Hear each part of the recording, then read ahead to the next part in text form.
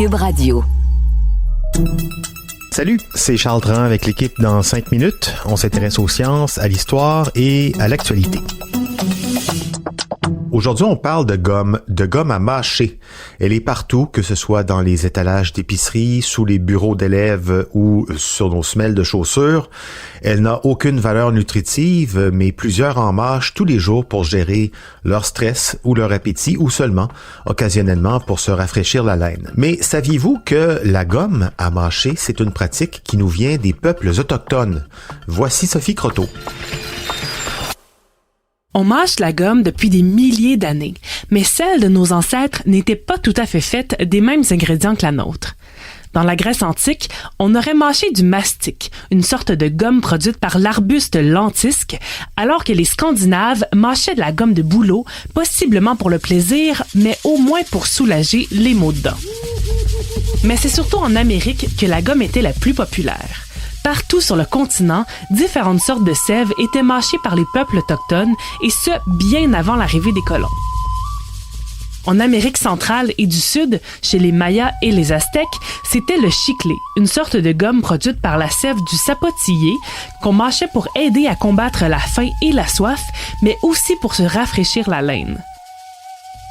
Un peu comme aujourd'hui, où il est encore bien mal vu de mâcher de la gomme dans des contextes plus sérieux, les Aztèques avaient eux aussi des règles de bienséance autour de celle-ci. Les hommes devaient strictement la mâcher en secret pour se nettoyer les dents, alors que les femmes mariées et les veuves pouvaient le faire en privé pour rafraîchir leur haleine. Seules les femmes célibataires et les enfants pouvaient en consommer en public.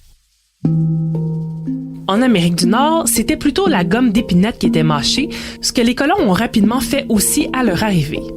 C'est à John Curtis qu'on doit la commercialisation de cette pratique. Il commence d'abord par vendre des languettes de gomme d'épinette bouillies et enrobées de fécule de maïs pour ne pas qu'elles collent ensemble, pour finalement ouvrir la première usine de fabrication de gomme au début des années 1850 à Portland, au Maine.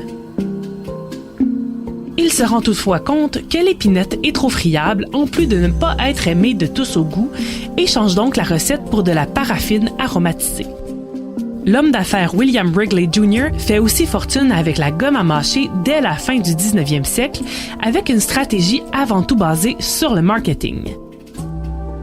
Il lance les marques Juicy Fruit et Wrigley Spearmint en 1893, qu'il donne gratuitement avec d'autres de ses produits comme du savon. Il fait finalement exploser les ventes de gomme partout aux États-Unis en 1915 quand il envoie gratuitement un échantillon de ses produits à tous les Américains listés dans le bottin téléphonique. La compétition est féroce et tout le monde se bat pour une part de marché, comme le pharmacien Franklin Canning qui allie dents et hygiène en lançant la gomme Dentine en 1899 pour apparemment combattre les caries. La prochaine innovation viendra à la fin des années 20 du côté de la compagnie Fleer, qui cherchait depuis des dizaines d'années à développer une gomme avec laquelle on pourrait faire des bulles. Il trouve finalement la formule magique en 1928 et lance la très populaire Double Bubble, qui est encore vendue aujourd'hui. De son côté, Thomas Adams s'inspire plutôt des Mayas pour lancer une gomme faite de chiclé qui connaît un succès immédiat. Mais la popularité du produit a de graves conséquences puisqu'on doit importer l'ingrédient de base du Mexique, du Guatemala et du Belize et qu'on décime rapidement la population de sapotillés en plus de fragiliser l'économie et les travailleurs de ces pays. Dans les années 30, devant une possible pénurie de chiclé, les grandes compagnies décident de se tourner vers des ingrédients artificiels, moins chers et plus fiables, comme la paraffine et le pétrole, qui constituent encore aujourd'hui les ingrédients de base de la gomme. Mais récemment, on a constaté que la gomme n'est plus aussi populaire qu'avant. Depuis 2009, les ventes sont en chute constante, obligeant même les compagnies à fermer des usines. Comme la cigarette, elle semble avoir été reléguée au symbole déchu des adolescents rebelles qui sont peut-être attrayants, mais finalement pas trop bons pour la santé. Oui, et comme pour la cigarette, on peut également trouver de la gomme avec de la nicotine pour tenter de cesser de fumer.